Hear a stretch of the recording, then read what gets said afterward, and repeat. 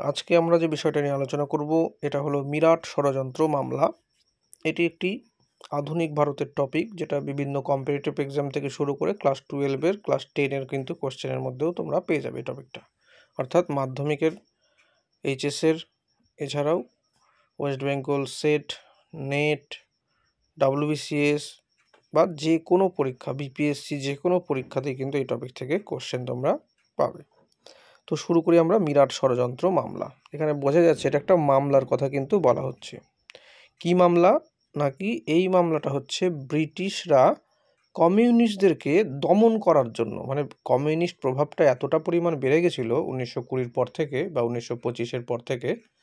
তো এই এক কমিউনিস্ট অ্যাক্টিভিটিসকে দমন করার একটা প্রয়োজনীয়তা কিন্তু ব্রিটিশদের দেখা দিয়েছিল। তো তারই ফলশ্রুতি হিসেবেই কিন্তু এই মামলাটা আমরা দেখতে পাচ্ছি। তো আমরা এখানে একটা জিনিস দেখতে পাচ্ছি, মাদ্রাজ লেবার ইউনিয়ন 1918 খ্রিস্টাব্দে। এটা কিন্তু কমিউনিস্ট ভাবধারাটা ভারতবর্ষে স্ট্যাবলিশড হওয়ার আগে থেকেই কিন্তু আস্তে আস্তে শুরু হয়েছিল। এর মধ্যে মাদ্রাজ লেবার ইউনিয়নটা কিন্তু 1918। তারপরে চলে আসছে নিখিল ভারত ট্রেড ইউনিয়ন কংগ্রেস, যেটা কংগ্রেসের মধ্যেই কমিউনিস্ট ভাবধারা প্রচার হচ্ছে। তো সেক্ষেত্রে ছিল কিন্তু all India trade union Congress, AITUC। এটা শর্ট কোশ্চেনেও কিন্তু আসে। এটা তৈরি হয়েছিল কবে? 1920 খ্রিস্টাব্দে। লালা লাজপত রায় ছিলেন এর প্রথম সভাপতি। এটা কিন্তু কংগ্রেসের বোম্বাই অধিবেশনে কিন্তু এটা প্রতিষ্ঠা করা হয়েছিল। তারপরে চলে আসি সমসাময়িক অবস্থাটা আমরা দেখছি যে 1917 এই সময় কিন্তু রাশিয়াতে বলশেবিক বিপ্লবও দেখা দিচ্ছে। এই ঘটনাগুলো আমরা কেন বলছি? তার কারণ এগুলো কিন্তু কমিউনিস্ট যে ভাবধারা তার প্রসারের আগের মুহূর্ত ভারতবর্ষে। তো যাই হোক, এখানে আমরা 1920 খ্রিস্টাব্দে দেখতে পাচ্ছি রাশিয়ার তাশখন্দে, ঠিক আছে, মানবেন্দ্রনাথ রায় বা MN রায়, এছাড়াও অবনী মুখার্জি প্রমুখের নেতৃত্বে কিন্তু ভারতীয় কমিউনিস্ট পার্টি গঠন হয়েছিল। তো ভারতীয় কমিউনিস্ট পার্টি কবে গঠিত হয়েছে? 1920 খ্রিস্টাব্দে। কোথায়? রাশিয়ার তাশখন্দে। প্রতিষ্ঠাতাদের মধ্যে উল্লেখযোগ্য দুটো নাম আমরা জানতে পারছি, কি? MN রায়, অবনী মুখার্জি, এছাড়াও আরও অন্যান্যরা ছিলেন। তো এটা গেল কমিউনিস্ট পার্টি প্রতিষ্ঠা হচ্ছে প্রথম, তবে কিন্তু এটা ভারতের মাটিতে নয়।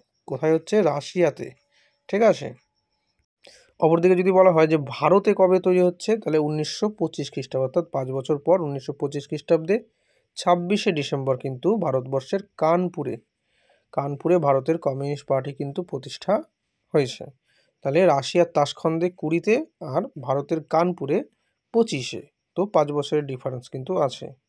গেল। তো যাই হোক, 1925 খ্রিস্টাব্দে কানপুরে কমিউনিস্ট পার্টি প্রতিষ্ঠা হচ্ছে ভারতবর্ষের মাটিতে। তারপরে দেখা যাচ্ছে কিছু কালক্রমে আমরা কিন্তু এই সময়কালটা যদি দেখি, এটা কিন্তু বিপ্লবী বা চরমপন্থার কিন্তু একটা সময়কাল চলছে, ঠিক আছে। বিভিন্ন বিপ্লবী অ্যাক্টিভিটিসগুলো হচ্ছিল দেশে। তো যাই হোক, এইরকম বিপ্লবী অ্যাক্টিভিটিসের সাথে কিন্তু বেশির মাত্রায় যুক্ত ছিল হচ্ছে কমিউনিস্ট পার্টি। এটাও কিন্তু একটা বড় ব্যাপার।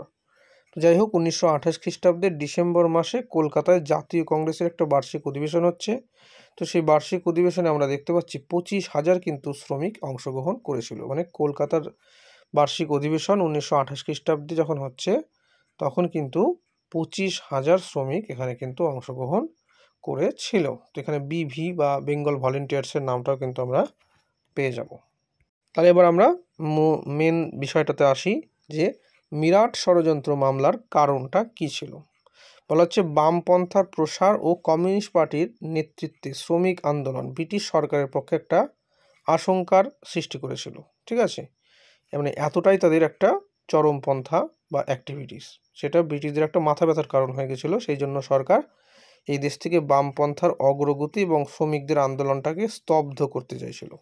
তো সেই স্তব্ধ করার উদ্দেশ্যেই কিন্তু তারা বিভিন্ন চেষ্টা করেছিল। এরই পদক্ষেপ হিসেবে আমরা একটা দেখতে পাচ্ছি ঘটনা, যেটা 1929 খ্রিস্টাব্দের মিরাট ষড়যন্ত্র মামলা। এটা হচ্ছে বানানটা একটু ভুলে গেছে, মিরাট হবে, ঠিক আছে, মিরাট ষড়যন্ত্র মামলা। তো গল্পটা কি দাঁড়াচ্ছে যে বামপন্থার প্রসার রোধ করা এবং বিপ্লবী কার্যকলাপকে দমন করার জন্য মিরাট ষড়যন্ত্র মামলা মিরাট ষড়যন্ত্র মামলাটা আনা হয়েছিল কমিউনিস্ট পার্টির বিরুদ্ধে। কারা করেছিল? নাকি ব্রিটিশ কর্তৃপক্ষ, ঠিক আছে। সেই মিরাট ষড়যন্ত্র মামলার শুরুটা কবে হচ্ছে? 1929 খ্রিস্টাব্দে। তো এখানে বিষয়টা আমরা দেখতে পাচ্ছি কি, যে হুইটলি কমিশনের কথাটা এই সময় আসে, যে শ্রমিকদের স্বার্থ রক্ষার জন্য একটা কমিশন তৈরি করেছিল 1929 খ্রিস্টাব্দে, যার নাম ছিল হুইটলি কমিশন। তো যাই হোক, তবে কিন্তু শ্রমিকরা এই কমিশন বর্জন করেছিল। এটা নামে মাত্রই কিন্তু শ্রমিকদের স্বার্থ রক্ষা, আদতেও কিন্তু তা ছিল না। তো যাই হোক, শ্রমিকরা এর বর্জনও করেছিল। তো পরবর্তীতে আমরা দেখতে পাচ্ছি কমিউনিস্ট পার্টির কার্যকলাপ এবং শ্রমিক আন্দোলনকে স্তব্ধ করতে সরকার 1929 খ্রিস্টাব্দে এটা নিয়ে দেখলো যে কাজ হলো না হুইটলি কমিশনেও, তো তখন দেখা যাচ্ছে 33 জন কিন্তু শ্রমিক নেতাকে গ্রেপ্তার করা হয়, করে নিয়ে তাদের বিরুদ্ধে মিরাট ষড়যন্ত্র মামলা কিন্তু অভিযুক্ত করা হচ্ছে। তাহলে হুইটলি কমিশন দমন করার একটা চেষ্টা করেছিল, তার পরবর্তীতে হুইটলি কমিশন নিয়ে আসা হচ্ছে 29-এ। হুইটলি কমিশনেও দেখা যাচ্ছে কি তেমনভাবে সাড়া পাচ্ছে না, বা ব্রিটিশদের এই শ্রমিকদের সমর্থন ব্রিটিশরা পাচ্ছে না। তো ফলশ্রুতি হিসাবে তারা জব্দ করার জন্য এই নেতাদেরকে এক প্রকার, তো সেটা হচ্ছে 1929 খ্রিস্টাব্দে 33 জন শ্রমিক নেতাকে গ্রেপ্তার করা হয়। কিসের মামলাতে? নাকি মিরাট ষড়যন্ত্র মামলাতে। এই সময় একটা বিষয় আমরা দেখতে পাই যে ভারতীয় নেতৃবৃন্দর সাথে সাথেও কিন্তু এই সময় ইংল্যান্ডের বা ব্রিটিশ নেতৃবৃন্দও কিন্তু, ব্রিটিশ যে শ্রমিক দল তার নেতৃবৃন্দও কিন্তু এখানে কিন্তু গ্রেপ্তার করা হয়েছিল। 1929 খ্রিস্টাব্দে আমরা দেখতে পাচ্ছি 3 জন শ্রমিক নেতাকে কিন্তু গ্রেপ্তার করা হয়। কি 3 জন শ্রমিক নেতা? তাদের মধ্যে কি আছে? Philip Spratt, Benjamin Francis Bradley এবং লেস্টার হাচিসন। তাহলে Philip Spratt, Benjamin Francis Bradley এবং লেস্টার হাচিসনকে কিন্তু গ্রেপ্তার করা হয়েছিল। এরা ছিলেন কিন্তু 3 জন ব্রিটিশ নাগরিক, তারা ভারতবর্ষে এসেছিল প্রচার করার জন্য ব্রিটিশ বিরোধী আন্দোলনে। তো সেই কারণে তাদেরকে কিন্তু গ্রেপ্তার করাটা হয়েছিল। আর ভারতীয় যে নেতৃবৃন্দদেরকে গ্রেপ্তার করা হয়েছিল তাদের মধ্যে উল্লেখযোগ্য কারা ছিলেন? তাদের মধ্যে ছিলেন হচ্ছে Muzaffar Ahmed, Shaukat Usmani, Shibnath Bandyopadhyay, K N. Joglekar, P C. Joshi, S A. Dange, Philip Spratt তো বিদেশি ছিল, এই সমস্ত কয়েকজন কিন্তু ছিল। এরকম আরো অনেকজন কিন্তু ছিল। এদেরকে দীর্ঘমেয়াদী কারাদণ্ডে কিন্তু দণ্ডিত করাও হয়েছিল। এখানকার ঘটনার মধ্যে আমরা যেটা দেখতে পাচ্ছি যে লর্ড আরউইন তার জরুরি ক্ষমতা প্রয়োগ করেছিল, করে এই যে শিল্প বিরোধ বিল বা ট্রেড ডিসপিউট বিল এবং জননিরাপত্তা বিল নামে দুটি শ্রমিক স্বার্থ বিরোধী আইন পাস করার উদ্যোগ নিয়েছিল, যার বিরুদ্ধেই কিন্তু এই শ্রমিকরা কিন্তু মানে বিদ্রোহ করেছিল এক প্রকারে। তো সেই বিদ্রোহেরই পরিণাম হিসেবে তাদেরকে কিন্তু গ্রেপ্তার করাও হয়েছিল। তো শিল্প বিরোধ বিল এর দ্বারা কিন্তু শ্রমিকদের ধর্মঘটকে বেআইনি বলে ঘোষণা করা হচ্ছিল। ঠিক আছে? তো এই শিল্প বিরোধ বিলের মাধ্যমে তারা কি বলার চেষ্টা করেছিল? যে শ্রমিকরা কোনো রকমের ধর্মঘট করতে পারবে না, যদি তারা ধর্মঘট করে তাহলে সেটা সরকার বেআইনি বলে ঘোষণা করবে। তো সেই কারণে শিল্প বিরোধ বিলের মাধ্যমে শ্রমিকদের স্বার্থ কিন্তু ক্ষুণ্ণ করার একটা চেষ্টা করা হয়েছিল। তারই প্রতিবাদ স্বরূপ কিন্তু এই শ্রমিকরা ব্রিটিশ বিরোধী আন্দোলনে সামিল হয়েছিল, যার ফলশ্রুতি হিসেবে আমরা দেখতে পাচ্ছি মিরাট ষড়যন্ত্র মামলা এদের বিরুদ্ধে করা হলো। তো যাই হোক, এই মিরাট ষড়যন্ত্র মামলার যে টাইমিং যদি বলা হয় যে সময়কাল, তাহলে সেই সময়কালটা কোন কোন সময় থেকে কত সময়? নাকি 1929 খ্রিস্টাব্দ থেকে 1933 খ্রিস্টাব্দ পর্যন্ত কিন্তু এই যে মামলা সেটা কিন্তু চলেছিল। 29 থেকে 33 মানে টোটাল 4 বছর কিন্তু মামলাটা চলেছে। ঠিক আছে? তো এই মামলা যখন চলছে তার মানে উকিলের দরকার পড়বে। তো এই কমিউনিস্ট নেতাদের হয়ে সওয়াল করার জন্য উকিল কারা কারা ছিলেন? নাকি জওহরলাল নেহেরু, এম.সি. চাগলা প্রমুখ কিন্তু নেতারা ছিলেন। এরা কিন্তু কমিউনিস্ট নেতা, কমিউনিস্ট বলার ভুল, এরা হচ্ছে কংগ্রেসের নেতা। যেমন জওহরলাল নেহেরু কিন্তু 20 বছর পরে কিন্তু এই মামলা মানে কালো কোট বা ওকালতিতে কিন্তু নেমেছিল বা দাঁড়িয়েছিল সওয়াল করার জন্য। ঠিক আছে? দীর্ঘ 20 বছর কিন্তু তিনি কোনো ওকালতি করেননি। তো যাই হোক, তারপরে আমরা দেখতে পাচ্ছি গান্ধীজি জেলে গিয়ে বন্দি নেতাদেরকে আবার শুভেচ্ছাও জানিয়েছিল যে ঠিক আছে, তোমরা ওয়েলকাম করা হচ্ছে তোমাদেরকে। যাই হোক, গান্ধীজি কিন্তু এই শ্রমিকদের কিন্তু সমর্থনও করেছিলেন।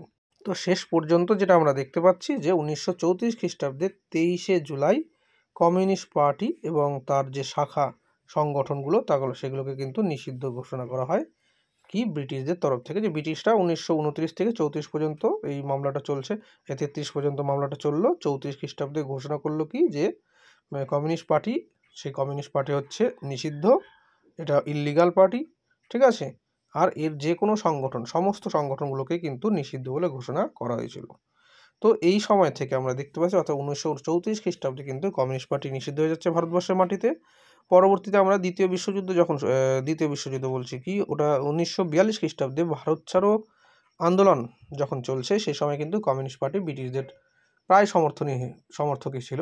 তার কারণ জাতীয় কংগ্রেসের যে আন্দোলন, সেই আন্দোলন থেকে কিন্তু তারা বিরত ছিল। তো সেই বিরত থাকার ফলে কিন্তু আমরা দেখতে পাচ্ছি 1942 খ্রিস্টাব্দে কমিউনিস্ট পার্টির ওপর থেকে এই নিষেধাজ্ঞাটা কিন্তু ব্রিটিশ সরকার উঠিয়ে নিয়েছিল। আর এই সময় 1942 খ্রিস্টাব্দে কংগ্রেসের ওপর, অর্থাৎ 1942 খ্রিস্টাব্দে কিন্তু কংগ্রেসকে আবার নিষিদ্ধ বলে ঘোষণা করেছিল এই ব্রিটিশ সরকার।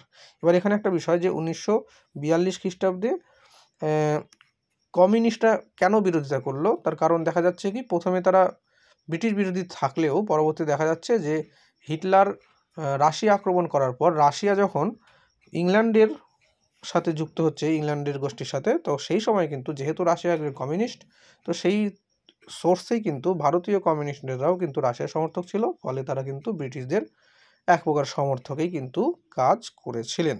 তো যাই হোক, এরই ফলশ্রুতি হিসাবে 1942 খ্রিস্টাব্দে কমিউনিস্ট পার্টির থেকে কিন্তু নিষেধাজ্ঞা ব্রিটিশরা উঠে নেয় এবং ভারতবর্ষের জাতীয় কংগ্রেসকে কিন্তু নিষেধাজ্ঞা প্রতিষ্ঠা করা হয়েছিল ব্রিটিশদের তরফ থেকে। তো মোটামুটি আমরা আলোচনা করলাম কমিউনিস্ট পার্টি মিরাট ষড়যন্ত্র মামলা, এই যে বিষয়টা, এটা বিভিন্ন পরীক্ষাতে কিন্তু তোমরা পেয়ে যাবে, আশা করি তোমাদের উপকারী লাগবে। আর যদি তোমাদের কোনো রকমের কোনো টপিকের বা ডিসকাশনের প্রয়োজন হয় তাহলে আমাদের কমেন্ট সেকশনে অবশ্যই জানাবে, সেখান থেকে আমি নতুন করে পরবর্তী সেই সমস্ত ভিডিও কিন্তু তৈরি করে দেবো। এটা বিভিন্ন ক্লাসের জন্য অ্যাপ্লিকেবল হবে, যেমন net set, SSC, BPSC, DSC, KVS, NVS, EMRS, এছাড়াও ক্লাস 10 এবং ক্লাস 12-এর জন্য কিন্তু এই চ্যাপ্টার বা এই টপিকটা কিন্তু প্রযোজ্য। Thank you.